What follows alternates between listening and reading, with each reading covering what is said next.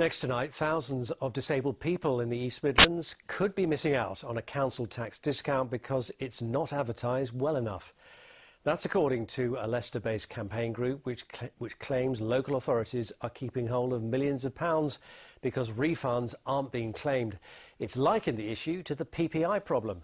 Carolyn Moses reports. Okay? Ian is blind and cares for his 90-year-old father Don, who has health problems. Their Leicester home's been adapted for a decade, but neither knew that meant they could get a council tax discount, moving their home down a tax band. They've now succeeded in getting a refund this year and are hoping to backdate that 10 years. It was August of this year that I had a friend who phoned up and said that, "Ian, do you know anything about disability band discount?" And I said, "No." And he said, "Well, it's been there for about 10 years. And I go, "Really?" What makes it even more surprising is that during that time, Ian had been the chair of a disability group working with the City Council. Even members of the group and I didn't know about this discount, or else we would have applied for it back then and let other disabled people in Leicester know about it. Householders are entitled to a council tax reduction if they have an additional bathroom or kitchen specifically for a disabled person, or an extra room mainly for their needs, such as a treatment room, or someone who's permanently disabled uses a wheelchair indoors.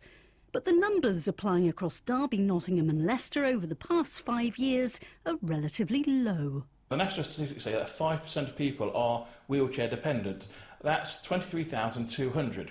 Take Ian, for example, who got £143 back. That means Leicester City Council are collecting over £3.3 million a year more than they should. And they should go back to the residents because they're the most vulnerable people in society.